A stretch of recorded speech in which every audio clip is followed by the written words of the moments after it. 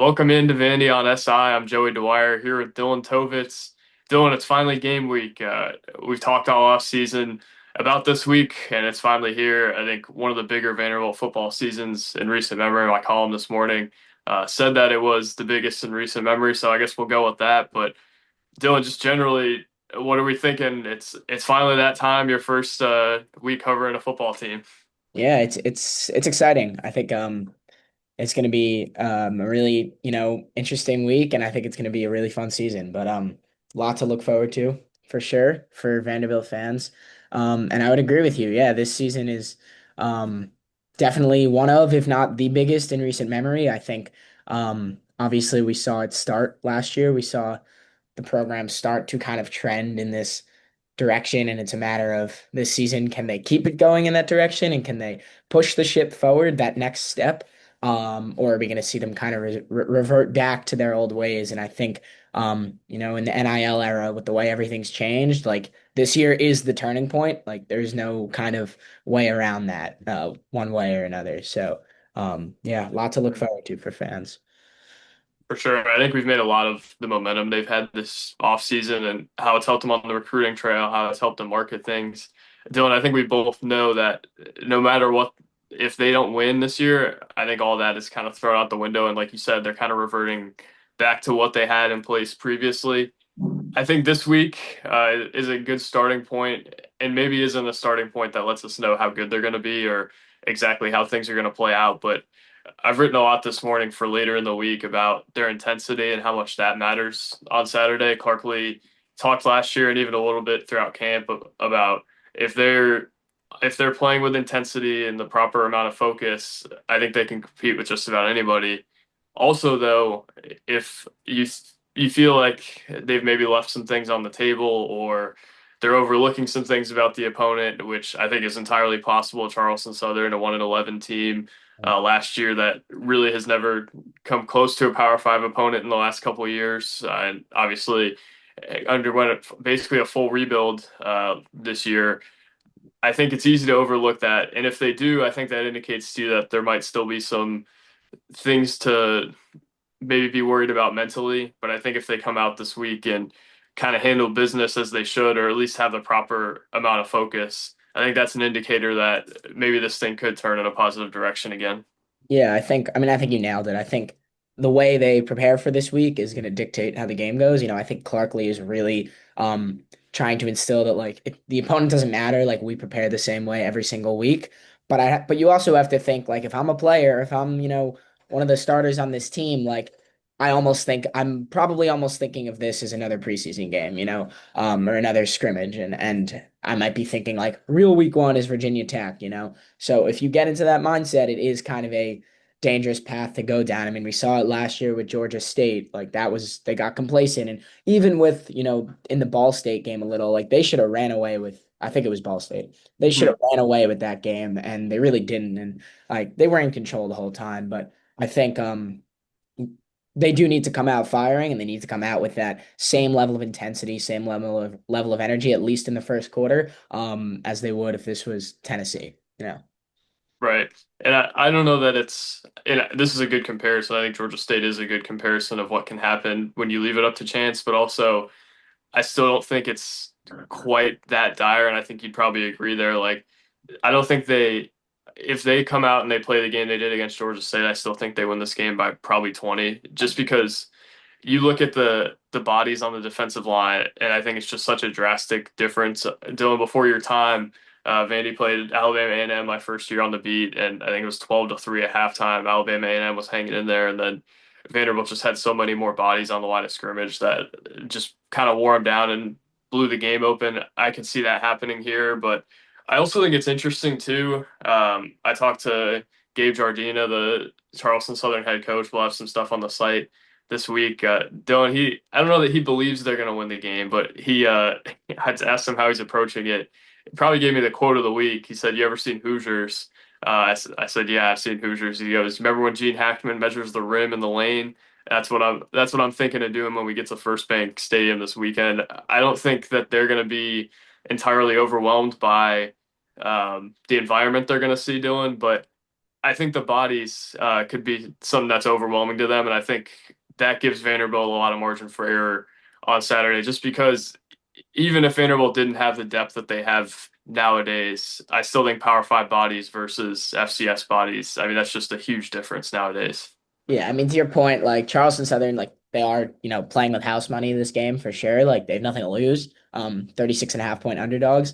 But I would agree with you. Like something would have to go terribly wrong for this game to even end up close, just because of, especially now Vanderbilt, they're just stacked with a ton of depth, a ton of bodies, and Vanderbilt's, fourth string guy who's never going to see the field is like probably twice the size of Charleston Southern's starter on the interior Mhm. defensive line, which is your point exactly. So it's going to be pretty hard. Like Vanderbilt would have to screw up pretty badly to make this game close, I think. But I do think there's still going to be a lot of takeaways we can kind of gather from it. Maybe not about how the team's going to perform the rest of the season, but depth chart things and stuff like that. Mhm. Yeah, we get the depth chart tomorrow, which I'm sure will be interesting. I think that's going to be a lot more I think busy you of a nailed. day. I think you nailed the prediction. By the way, I agreed with you on all those spots. So we'll see if you were right. And I you are. see.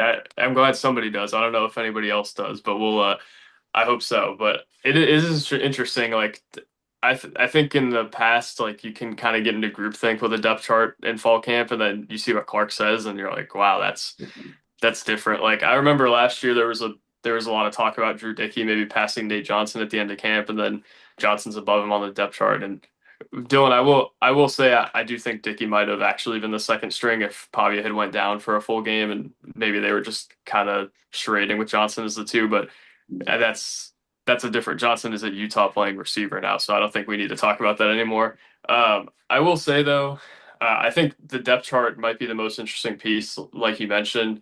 Obviously, we're going to get it tomorrow, but I think if they go up pretty big in this game, you're going to start to see kind of how the entire depth chart shakes out based off the personnel they're using. Like, where's Mark Davis and all this, I think is an interesting thing at corner. Where's Jordan Matthews, the corner?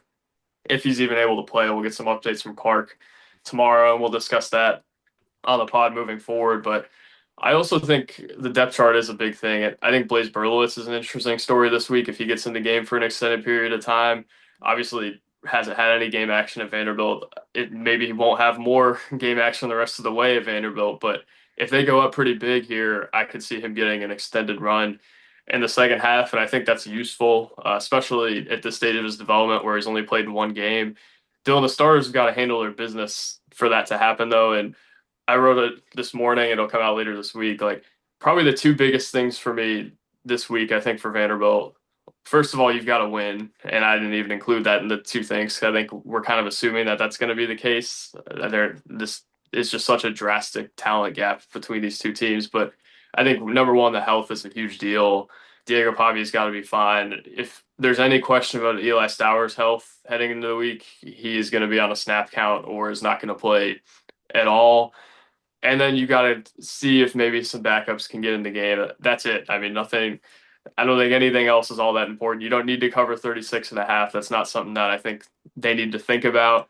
They've got to get out of there with a win and they've got to get out of there healthy. That's about it to me. And maybe you see some backups. Yeah, I'd agree. I think you're definitely going to see a lot of the depth. Actually, I have a column coming out about kind of that and how they've sort of, you know, prepared better for the longevity of an SEC season and how we might kind of, see that in practicality work a little bit differently than we've expected. But I do think you might see the starters a little bit early. Excuse me, the backups a little bit earlier Mhm. than we expect, even in starting the second half, as long as it's a multiple possession game. And I think there are going to be some interesting guys you see there. I'm excited to see, like you mentioned, all those guys in the cornerback room. I'm excited to see kind of the depth on the interior defensive line get to show guys like Mason Nelson, Aaron Bryant, transfer guys. Like I'm excited to see what they're going to bring in terms of just like you know, what they can do on the field because these are guys that are going to have a really important role late into the season. Guys like Keanu Coat, who could be incredible and he could be, you could never see the field and be nothing. So, like, Mhm. I think this is the week that we kind of learn a lot about that. To your point, we're going to get the physical depth chart. Oh, Physical, wow, what a snag.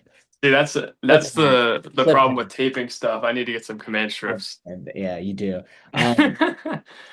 But I think to your point, the physical depth chart is not always what the depth chart actually is, you know. Mhm. And I think we're gonna see based on who plays how much, and we're gonna see what that actually means. But and yeah, I would agree that the biggest thing is staying healthy, staying fresh. I would not be surprised at all to see Stowers, inactive this week, which everybody's gonna panic about, and I don't think they should panic about. Clark Lee's message entire camp, and he could be, stretching the truth, but has been like these guys that we're holding out of practice are fine. We just want to keep them fresh, and they're gonna be fine when the time we start the season. And they're dealing with some nagging stuff, but it's nothing of concern. And again, a guy like Stowers, if the path to keep him ready and fresh for, week 10, week 11 is to hold him out of, Charleston Southern, then that's the route I think they should go. But yeah, Yeah, I could totally see that. I don't know. It's interesting because I think, first of all, the first day Stowers held out of camp, we talked to him and he said it was basically a maintenance day, which I thought was interesting. And then I basically assumed that meant no significant injury. And then Clark, like a week later, said, "Oh, he'll be back in a week." And it's been a week, and we yeah, haven't seen him on the practice field yet. So I think that's a story tomorrow. Is checking in on Stowers and also Glenn Seabrooks, who had been a lot of practice towards the end of camp. Those are probably the two that I'd be most worried about. But also, like, I don't think this is necessarily a worry because I would expect them both yeah. back for BT And also, pretty easily. yeah, and also Martel Height. I'm interested to see what he does. I mean, I think he's healthy, but he hasn't done all that much in practice. He's been off to the Mhm. side a lot. I'm intrigued to see, does he play at all, which I think he will, but does he only play corner? Does he play both sides of the ball? How much corner is he actually going to play? He'll definitely be an interesting one to watch as well. My guess is they won't use him at receiver week one. Mhm. I don't know if you agree with that, but I think they'll probably keep him at corner and he'll probably be on some kind of snap count. Again, just to keep him healthy, keep him fresh if he is banged up at all, which I think he is based on how he's been off to the side a bit. Although he did tell us he was fine and completely healthy. So Yeah, here's the thing with him. I think if he doesn't get a lot of reps at receiver, I would guess he'll get a few just so that they can indicate, yeah, he is playing receiver, but I don't know that he's going to be a huge factor at receiver. I think more than health, it's going to be ramping up. One, it's going to be ramping up his workload coming back from the concussion. I think it's a harder process than people realize, especially when he's held out of practice and isn't getting as many reps as maybe you would think. Also, though, like I don't think I mean, Tim Beck has been pretty cautious about even what he's showing the media at mhm. open practices. I think they're putting in a lot of their stuff without us there. I would think that he doesn't want Virginia Tech to see a whole lot of Martell Height. I mean, that's kind of the consensus that I had seen. They're not going to show anything with Martell Height unless this game is close in the third or the fourth quarter. I don't see why he would do that. Absolutely. Yeah, I agree. I mean, I think concussions can be funky, so I think they'll definitely ease him in, but that's a good point. They're not gonna, and that applies to you know, pretty much everything. If this game isn't close, you might not see like some of the weirder gadget plays. You might not see the Trey Richardson end arounds that they're maybe trying to bank for later in the season. I think it'll be kind of probably more similar to the Alcorn State game from last season, where they're kind of just handing the ball off for 60 minutes, which might get, or I guess it's not 60 minutes, which might get a little bit boring. But I think that's going to be the game plan, and it's a good point. Yeah, it was interesting. Gabe Jardine was talking about how he thinks a lot of the reason Vanderbilt has had success is they aren't a team that just feels like they can line up and be better than you. I think this is the week that's probably the exception, and I almost think you have to have that mindset if you're on the staff. I think the players having that mindset is problematic in this sense, but looking at how Tim Beck is going to scheme this game, you got to save some of your bullets for VT in South Carolina. Looking at how Clark Lee kind of prepares and how him and Steve Gregory build a defensive game plan, they've got to save some things that Virginia Tech won't see on tape before they play. So, I mean, you're right. I think they do have to save some bullets here. And I'm glad you brought up the height thing because I think that led perfectly into kind of their general strategy for the week. I also think Charleston Southern, in a way, is a little bit of an unknown. And it's weird because Jardine has been there for a few years and I kind of read through the schedule, contextualize the year they had last year and kind of why they're here. They lost to the Citadel by one week one. Their only win was Furman, which honestly, Dylan, I read a little bit about, like that was a big deal for them to win that game. People thought maybe they turned the corner a little bit. Their quarterback got hurt, I think, in week 3 or week 4, and that really derailed their season. He's back now, but lost 38-0 to Richmond, 13-9 against Tennessee State, lost by 11 to Western Illinois, 15 to Lindenwood, 13 to SEMO, 5 to Tennessee Tech. I think you get the point here. Lost 41-7 to a bad Florida State team to end the year. Dylan, they knew they had to make changes, and Gabe Jardina we'll talk about more, but gosh, that guy is one of college football's best characters. I don't know if you saw it. He he got to fall camp last year at the beginning. He wore a Santa costume because he said it was like Christmas morning for him. Like that's the type of guy they're dealing with here. But I also think he's been pretty intentional about knowing like, hey, if I'm going to keep this job and get this thing on the right track, like I've got to do something different. They view their quarterback as the most important player on the field, especially now that he's returned from injury. And as a result, they've turned to more of a pro style offense rather than an option scheme, which I actually think helps them long term and helps Vanderbilt in this specific game because it's easier to prepare for. I think that they are maybe going to have some things that are not on tape that Vanderbilt's going to see.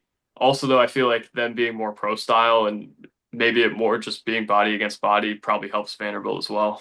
Yeah, agreed. They're not gonna do any. I think they are a little bit an unknown, like you said, but I also think they're not gonna do anything that it's like gonna completely catch Vanderbilt off guard or even a little bit. I mean, it's a pretty simple game plan, I would say, especially on the defensive side of the ball and the offensive side of the ball, actually. My guess is we don't see a ton of man coverage to start, but I would not be surprised if they go into some man packages once the game gets a little bit, out of reach. I think it's something that Steve Gregory, Clark Lee have really tried to focus on, which is the ability to play man coverage. I think they felt like they couldn't at most times last year, especially against, these SEC teams. Um, but I think we're going to see guys like Jalen Lackey be thrown into man coverage against these, lower caliber wideouts for Charleston Southern, just to kind of see how it holds up. So I think to me that's another storyline. Like, do they go man to man a lot? Do they blitz and just leave their corners on an island? I think in addition to the cornerback depth chart, which to me is the most interesting kind of position group to look at because I think there's the most unknown there in terms of the order of guys after Martell Height. But I think we're going to see some man coverage. I think we're going to see some kind of testing things out, like you said, on defense. But yeah, I think Charleston Southerns, they might have a little bit more of a vertical game plan, which is good, and it'll also, make it a little more probably interesting game for fans. But For sure. Here's some background too. Zoltan Osborne is their quarterback. Phil Steele has him as a third team all league guy in the OVC in the preseason. Again, only played one game last year. It was the Richmond game. He threw for 81 yards, 10 for 19 with 2 interceptions. Again, not all that physically imposing or threatening from the sounds of it, but they are really high on him, and they seem to think that he's a real difference maker now that he's healthy and now that he's got more experience within their offense that again is more catered to him. So I would watch for that, and maybe he can do some things that surprise Vanderbilt a little bit. They are really confident in his ability, at least in their league, and obviously a guy who's only played one career game, and then he's a third team all league guy in the preseason. You would guess that there is some positive projection there. And also, they've got a new offensive coordinator. Let me make sure I don't get the name wrong. It's a former South Carolina assistant under Will Muschamp, Seth Strickland, who hmm. Jardine is really high on as well. I think they think that that can unlock their offense a little bit, and I'm interested to see. But again, the man coverage thing I think is a huge deal. And I wrote about that this week as well. Also, I think it's going to be important for them to show that they can win one-on-ones on the perimeter offensively. I mean, they really struggled to do that throughout a lot of the season last year. I think it's a big test. Can Junior Sherrill do it? Can Tristan Brown do it? Guys like that who you're expecting to create space, you're expecting to create offense. I would guess that those are two guys that they're going to need something from, but I think the man coverage on D. If you can't play man coverage against Charleston Southern, I don't know who you're going to play man coverage against. So I think it's a time that they kind of have to test that right now. And even some of your depth guys, like you got to see if Mark Davis can play man against them because they really like his physicality at the line of scrimmage. If he can't do it against Charleston Southern, though, then he certainly can't do it against Virginia Tech. Yeah, I think you're going to learn a lot of things about the depth of this team. I think um, we're going to be pleasantly surprised by it. I wrote about this a little bit yesterday, but I think that the fact that Vanderbilt returned, especially on the defensive side of the ball, returned most of their production from last year, allowed them to really kind of ease in the guys that they transferred in. There's a ton of guys on the D line, a couple linebackers, a couple safeties. I think CJ Hurd's the only projected starter, the only projected transfer that's going to actually start on the defensive side of the ball.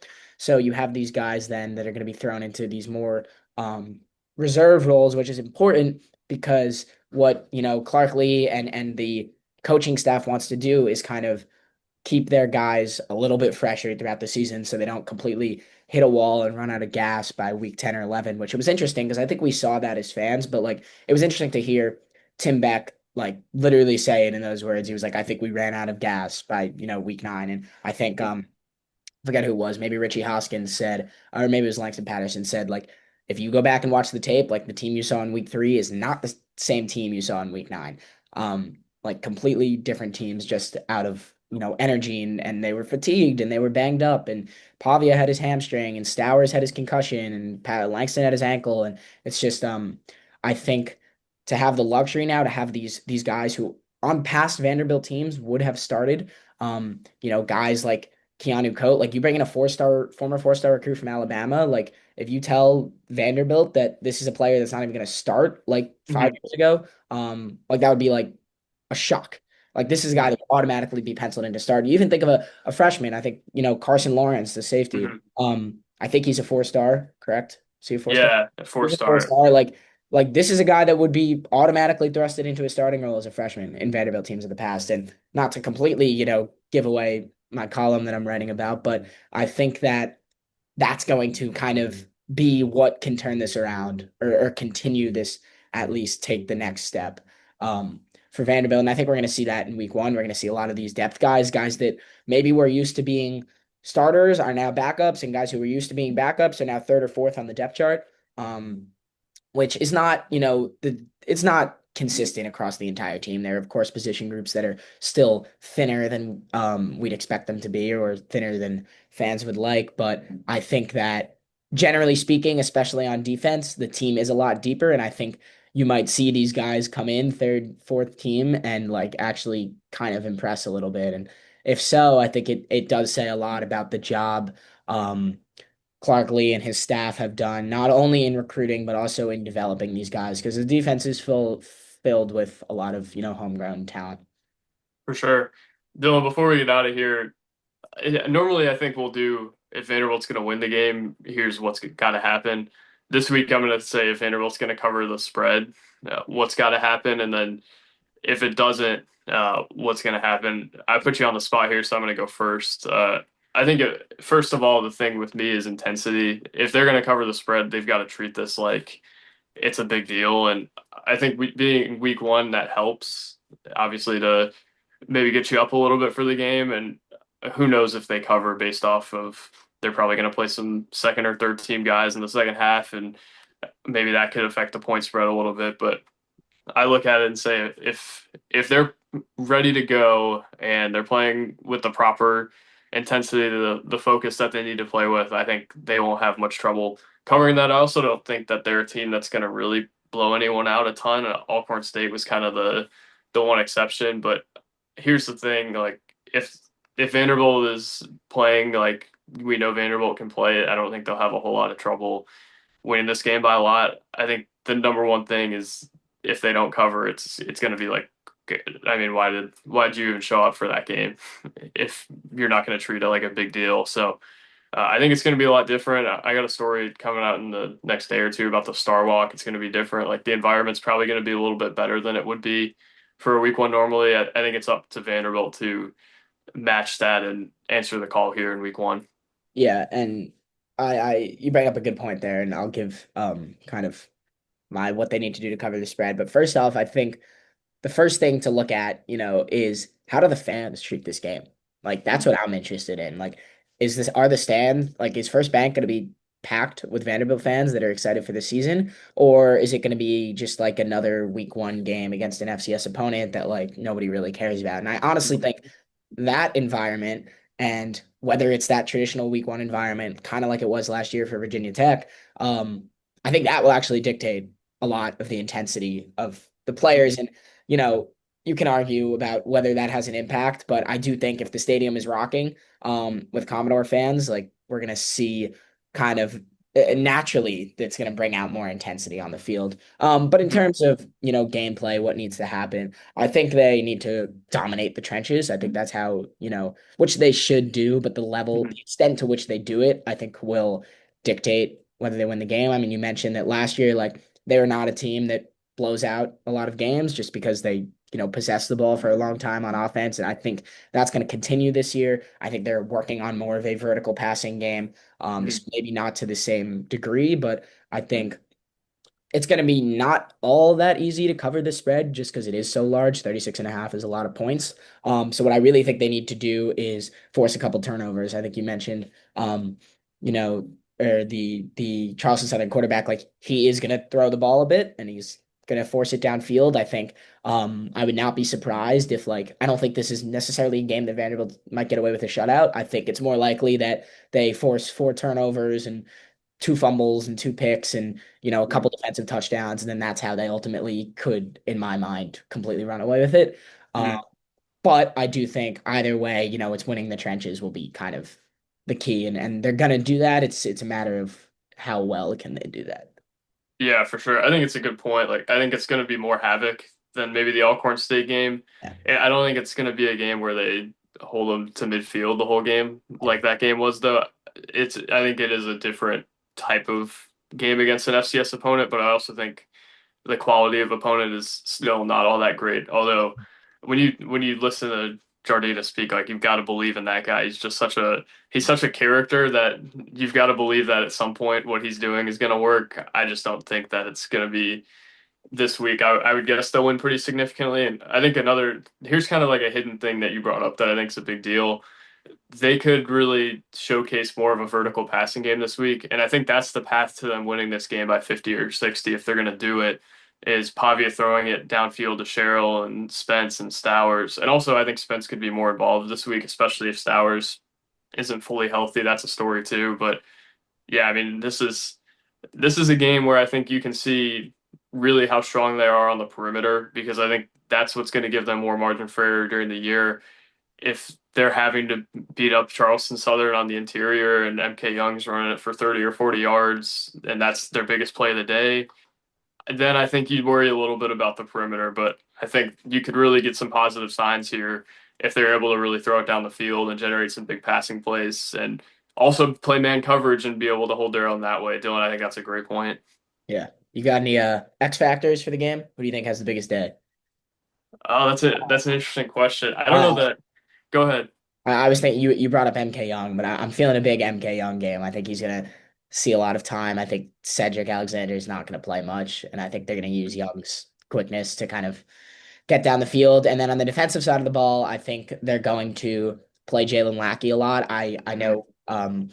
know we're not so sure if he's going to start, but I wouldn't be surprised if he actually does start in man coverage or at least rotates in a lot. And I think MK Young is going to have a big day, and I think Jalen Lackey on the other side of the ball is the interesting one to watch for me, how he kind of holds up, and I think he's going to impress a lot of people with his coverage. And again, you can only tell so much from a game like this, but Dylan, I'm gonna give you like a really boring X factor for the day. yeah, I'm gonna give you Jordan White. I think Jordan White is gonna really just be a baller I on like that. Saturday I against like that. that one.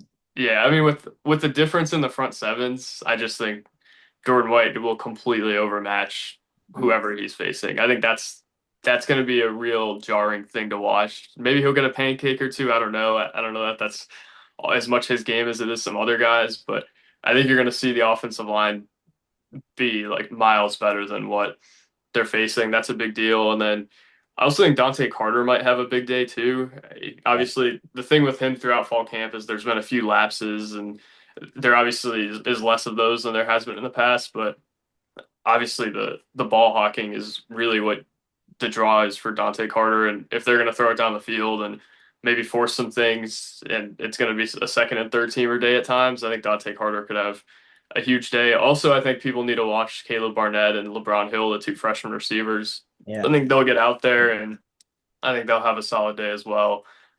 If it gets to that point, if the starters take care of their business.